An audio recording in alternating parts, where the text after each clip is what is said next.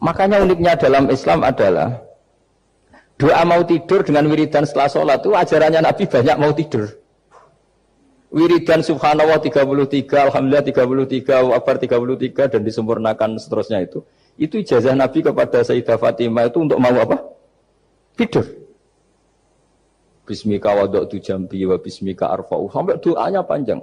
Allahumma aljatu zuhri ilaika. Panjang sekali doa mau tidur. Saya yakin jenengan ndak hafal dan ndak.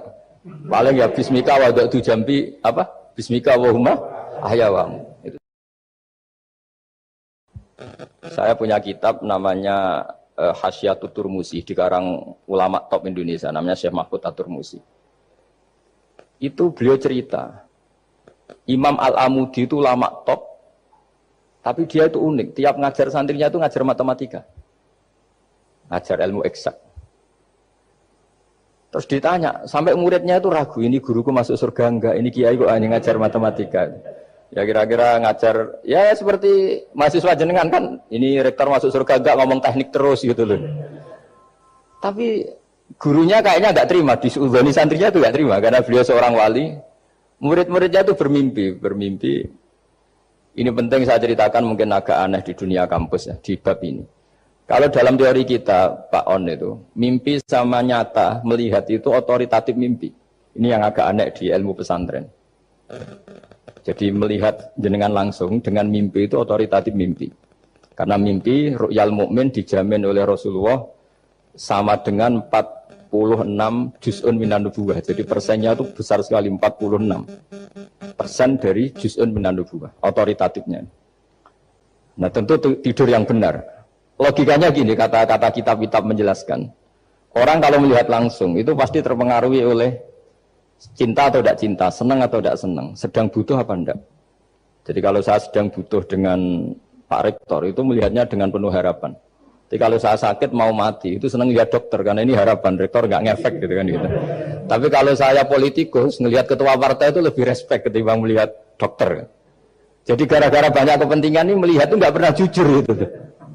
Nggak pernah jujur. Jadi kebodohan manusia justru karena melihat itu kalau dalam teori kitab. Makanya kalau dalam teori pesantren itu kebalik. Anna sunyamun wa idza matu intabahu. Manusia itu hakikatnya tidur baru setelah mati bangun. Misalnya kita di dunia nganggap uang itu penting, harta itu penting, jabatan penting. Setelah kita mati ternyata yang paling penting itu hanya sujud. Karena kamu itu kenangan ketemu Allah terbaik itu sujud. Yang kita anggap penting di dunia semuanya tidak penting. Yang kita anggap sepele kayak sholat ternyata itu super penting. Tapi sadar itu nunggu nanti di akhirat. Ya saya ini termasuk syukur yang sadar sebelum sampai akhirat. Jadi termasuk orang yang beruntung gitu. Nah kenapa mimpi itu begitu penting? Karena tadi ketika orang tidur itu off semua. Sistem sarafnya, sistem apanya. Yang ada hanya pengendalian Tuhan. Karena dia tidak bisa mengendalikan dirinya sendiri. Apalagi kalau tidurnya benar ya tentu pakai wudhu, terus pakai doa-doa, terus menghadap kayak mayit itulah standar mayit, menghadap ke kiblat kayak posisi mayit itu. Sehingga dia ada intervensi pada dirinya sendiri, ya tidak punya keinginan dari dirinya sendiri. Kamu kan nggak bisa ingin wah tidur ingin ketemu wanita cantik kan tidak bisa tentukan gitu. Akhirnya ya benar-benar hanya milik Allah. Apalagi kalau kita bacanya benar, terus pikirannya benar. Makanya uniknya dalam Islam adalah doa mau tidur dengan wiridan setelah sholat itu ajarannya Nabi banyak mau tidur. Wiridan subhanallah 33, alhamdulillah 33, akbar 33 dan disempurnakan seterusnya itu. Itu ijazah Nabi kepada Sayyidah Fatimah itu untuk mau apa? Tidur. Bismika wada'tu jambi wa bismika arfa'u. Sampai doanya panjang. Allahumma aljatu zuhri ilaika. Panjang sekali doa mau tidur. Saya yakin jenengan ndak hafal dan ndak.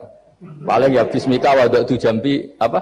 Bismika Allahumma ahyawamu. Itu sebagian ustaz bilang itu doa ngaji katanya. Oh, itu.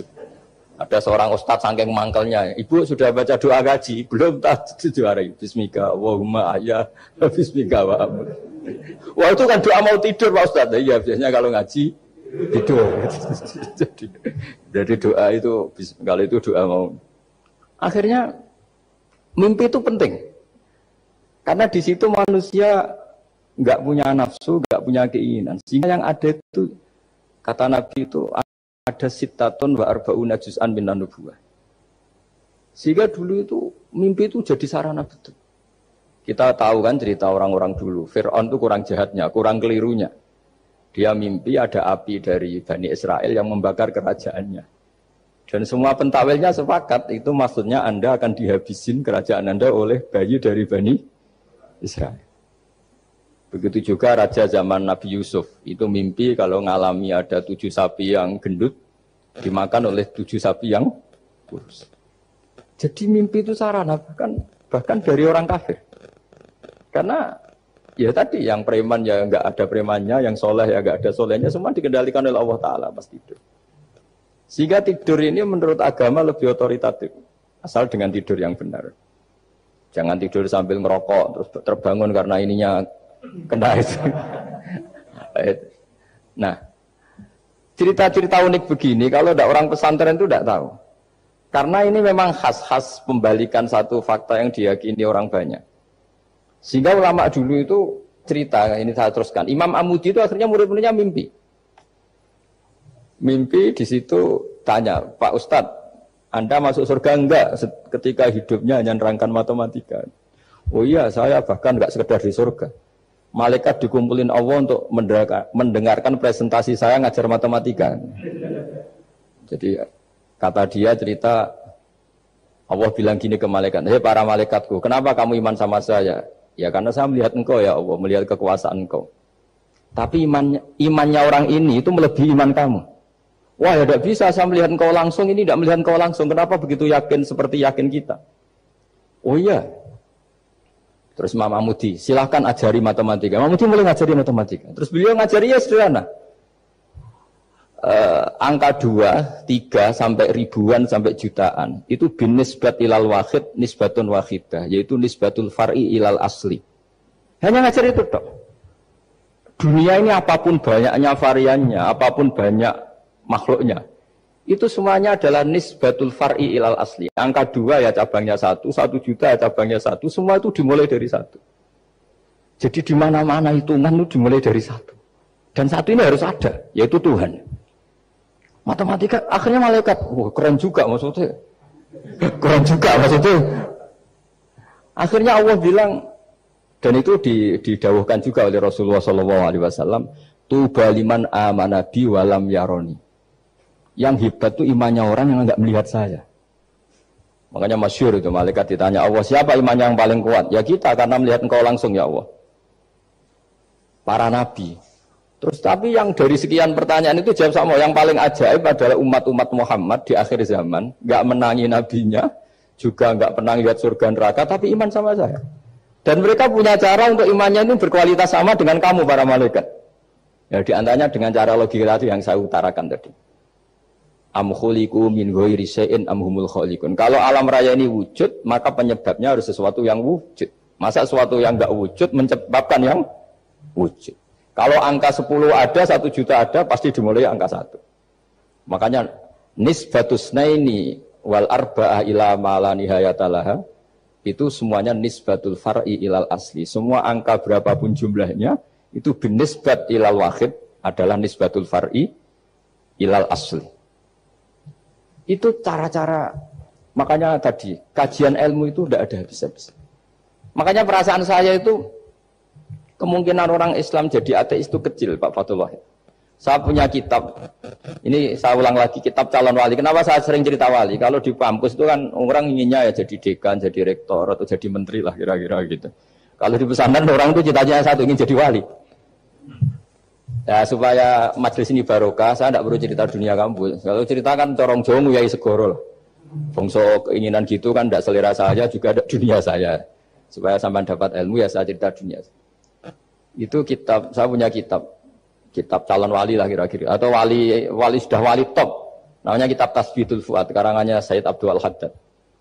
Itu beliau cerita, di antara ceritanya itu unik, kata beliau begini, saya itu tidak khawatir orang Islam jadi murtad, apalagi jadi ateis, karena kalimat la ilaha illallah itu sahlatun qoribah, kalimat yang mudah sekali. Sehingga saya tidak khawatir orang Islam yang ketemu orang ateis, ketemu orang macam-macam. Asal diajari kalimat ini secara benar. Terus beliau cerita, yang saya takut tuh mereka masalah perempuan dan harta. Kalau iman kayaknya enggak. Singkat cerita yaitu di kitab seperti itu. Singkat cerita saya ketemu banyak orang yang kuliah di McGill atau kuliah di Amerika, di Jerman, mungkin di Norwegia, di mana-mana di Australia, dan ketemu teman-teman yang di Korea Selatan juga. Mereka itu orang kebanyakan yang nyuwun sewu enggak keluarga kiai, tapi mereka enggak ada yang enggak tetap iman. Ketika saya tanya, kenapa Anda tetap iman? Padahal ada beberapa negara yang lebih stabil, lebih makmur dibanding negara yang mengklaim sebagai negara Islam. Itu cara berpikir ya sederhana. Enggak lah Gus, kayaknya kok Tuhan kok ada tanggal lahirnya? Enggak lah, kayaknya yang namanya Tuhan tuh ya awal lah. Masa pencipta langit bumi dituhani orang yang lahirnya di bumi, kayak enggak lah kayaknya. Jadi ya berpikir sederhana. Padahal ya kurang ajarnya Masya Allah. Anak ini ya dugem ya macam-macam, tapi kalau ditanya disuruh yang lain enggak mau dia. Enggak lah, kayaknya yang benar tetap Islam. Karena kalimat ini, yaitu tadi eksistensi Tuhan, tadi eksistensi Allah itu, la ilaha itu kalimatun sahlah, kalimatun qoribah, kalimah yang begitu mudah difahami. Kenapa mudah difahami? Misalnya kita ngaji, Tuhan itu siapa? Yang menciptakan langit dan bumi. Dengan misalnya perbandingan Tuhan itu siapa? Yang lahir di bumi tahun sekian. Enak mana cara kita menerima itu? Kan keren yang menciptakan langit dan bumi. Tuhan itu siapa? Yang ada sebelum langit dan bumi. Dengan misalnya Tuhan adalah yang lahir di bumi. Keren mana? Nah, bayangkan kalau kita punya Tuhan Fir'aun. Sudah mati jadi tontonan kan. Terus gak keren maksudnya. Punya Tuhan kok seperti itu. Nah ini yang katanya Syekh Abdul Haddad. Kalimat ini sahlatun qoribah. Sehingga kalimat ini pula yang kita dilatih, la ilaha illallah kalimatu haqqin 'alaiha nahya wa 'alaiha namut wa 'alaiha nub'ats atau wa biha nub'ats insyaallah taala minal aminin. Nah, saya sebetulnya tadi datang itu tidak ingin menjelaskan ini, tapi tadi kata Pak Fathul Wahid, ilmu itu kalau dikaji tambah hari tambah mudah, karena perangkat untuk menemukan bulan itu misalnya enggak rata itu gampang sekali. Pakai teori pemandangan ya bisa, pakai teori gambar juga bisa. Kalau teori pemandangan tadi, kalau kita bisa melihat mobil 2 meter masih kelihatan 2 meter, itu dengan jarak berapa? Masih orisinil seperti itu. Tambah jauh, tambah tidak kelihatan, tambah jauh. Nah ternyata setelah 5 kilo misalnya tidak kelihatan. Berarti untuk jumlah 2 meter hilang per 5 kilo. Nah berarti kalau bulan masih kelihatan segitu, berarti jarak kita dan bulan kira-kira sekian ribu kilo. Itu bisa dihitung, itu tanpa teknologi. Makanya sebetulnya teknologi itu nyumbang itu nggak sampai 30%. Yang paling banyak ya sains tadi, pengetahuan itu yang kayak tadi orang menemukan pesawat itu kontribusi terbesar tetap pengetahuan. Misalnya pesawat dari bahan ini kalau kecepatan sekian kena angin pecah enggak, tetap pengetahuan yang menopang itu. Teknologi kan paling mengantar supaya pesawat kecepatan sekian didorong mesin sekian dengan apa begitu. Nah pesantren seperti kita, saya ini dididik Mbah Mun, dididik bapak saya, buyut-buyut saya, kiai. Itu sekali alim, yang alim betulan, itu ya alim betul. Ya karena memang yang repot nih yang agak-agak dukun itu ya ribet itu. Penting rambutnya gondrong, terus terkenal gak pernah mandi, terus nanti ada orang tertentu tertarik minta doa. Ini yang ribet ini, susah ini sertifikasinya susah ini karena. Tapi kalau kita ini di pesantren yang cara sertifikasinya jelas. Jadi berani jadi Gus harus bisa baca Mu'in gitu. Berani jadi Kiai harus bisa baca Wahab. Aturan mainnya jelas kalau di ini. Yang repot tuh yang sebagian itu aturan mainnya tidak jelas. Terus promosinya itu pernah datangi menteri loh. Pernah datangi, wah ya ribet kalau ukuran keren tuh didatangi apa? Menteri atau pejabat. Saya teruskan ya, karena ilmu itu harus menyelamatkan kita sampai di depan Allah Subhanahu wa Ta'ala. Nah, ketika kita menyifati Allah itu az-zahir, zat yang begitu jelas. Itu kalau kita kan kok begitu jelas padahal nggak bisa dilihat, terus kita sendiri tidak pernah melihat. Tapi eksistensi Tuhan sebagai Tuhan, yaitu al-wajibil wujud, itu jelas sekali karena nggak mungkin suatu yang wujud diciptakan oleh yang tidak wujud. Kenapa harus awal? Masa pencipta datangnya terlambat?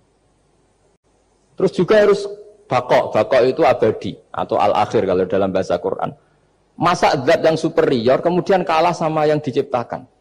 Berarti nanti ada kekuatan besar yang mengalahkan Tuhan. Ya kan aneh, kekuatan ini dalam kendalinya kemudian Allah kalah kan tidak mungkin. Makanya disebut al-akhir. Allah pasti tidak ada yang mengalahkan. Terus diantaranya lagi disebut qiyamuhu binafsihi. Kalau dalam bahasa Quran disebut al-qayyum. Zat yang berdiri sendiri. Gak boleh Tuhan butuh yang lain. Kalau butuh yang lain berarti bergantung pada yang lain. Dan nggak usah jadi Tuhan lah kalau masih butuh yang lain. Sehingga karena kekuatan ini, saya ulang lagi, karena kekuatan ini, ketika anak-anak mahasiswa kuliah di Jerman atau di Swiss, di negara-negara yang lebih bahagia ketimbang negara yang mayoritas Muslim, itu mungkin mereka tertarik sama sistem negara itu karena ada jaminan sosial ini. Tapi nggak pernah tertarik sama Tuhannya negara itu. Karena dihitung-hitung tadi Tuhannya mesti keren kita gitu. Jadi, ini cerita ke saya Abdul Haddad. Kata saya Haddad, kamu udah khawatir lah umat Islam murtad atau jadi ateis gitu. Karena penjelasan tauhid Islam itu begitu jelas. Jadi by design manusia itu pasti nerima tauhid kira-kira gitu. Jadi ini pentingnya ad-dhahir. Jadi Allah itu begitu apa? Jelas. Tapi Allah juga mensifati dirinya al-batin. Nah, al-batin itu gak mudah dikenali.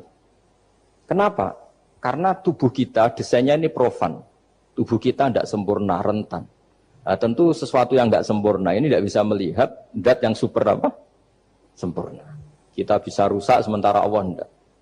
Nah, karena alasannya tubuh kita ini didesain untuk rusak, maka di surga itu keyakinan para ulama orang bisa melihat Allah karena desain tubuhnya sudah dirubah dari desain profan menjadi keabadian. Sehingga di sini terus ada kelayakan melihat. Itu pun tetap min ghairi kaifin walan hisorin, tetap ya bisa melihat, tapi corong Jawa itu keceluk melihat, tapi tidak sampai faham. Karena bagaimanapun Allah itu la tudrikul absar wa huwa yudrikul absar. Bagaimanapun Allah itu laisa kamitslihi syai'un, tidak ada padanannya. Jadi makanya Allah punya sisi adz-dzahir bisa dikenali sekali. Kenapa? Ya tadi nisbatus naini wal arba'ah ila ma la nihayata laha itu nisbatul far'i ilal asli. Saya punya kitab Pak Fathul Wahid, diajar Mbah Mun dulu, kitab Al-Husunul Hamidiyah. Itu yang ngarang itu ya kayak kelihatan ngawur, tapi ngawurnya orang alim. Jadi di situ ada gambar, gambarnya itu nggak jelas. Mungkin pengarangnya juga nggak bisa gambar kayaknya. Wah, bulat, benang bulat ada, gambar gunung ada, gambar yang tambah ngawur ya banyak sekali. Gambarnya itu nggak ada yang jelas.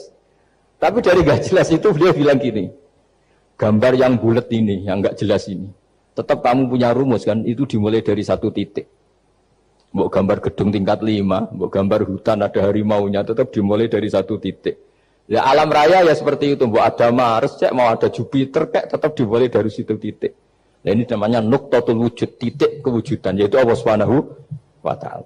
Sehingga ketika kita ngaji, ketika di pesantren dulu, penjelasannya adalah Al-Quran maknanya dipadatkan di Fatihah, Fatihah dipadatkan di Bismillah, katanya Bismillah dipadatkan di titiknya ba. Nah titik ba ini dianggap titik awal wujud, bi kana makana wa bi yakunu mayakun. Kira-kira Allah mentitahkan karena saya semuanya yang ada, dan karena saya yang mau ada bisa saya adakan. Nah, itu sirinya lah. Jadi menerangkan tauhid itu pakai gambar. Gambarnya keliru sekali lah kalau dalam orang seni mesti lihat gak seni itu. Karena dia gak butuh gambarnya, butuh mau menjelaskan buat dunia sebanyak ini, buat alam raya sebanyak ini tetap dimulai dari satu titik. Nah, sehingga di sini ada tauhid qul huwallahu ahad, Allahus samad, tak terusnya. Nah, saya mohon lewat penjelasan ini ya, baik orang yang ahli teknik maupun ahli medis, ahli apa saja, tolong latihlah memberi penjelasan yang mudah. Sehingga agama ini mudah dicerna. Sehingga kalau ini dijelaskan cara mudah beragama itu jadi gampang. Makanya ciri utama agamanya orang-orang baik itu satu. Man radiya billahi robba. Radiya itu senang banget. Kenapa senang banget? Karena memang agama ini nyaman, indah. Jadi datang dengan kebenaran yang mudah dicerna.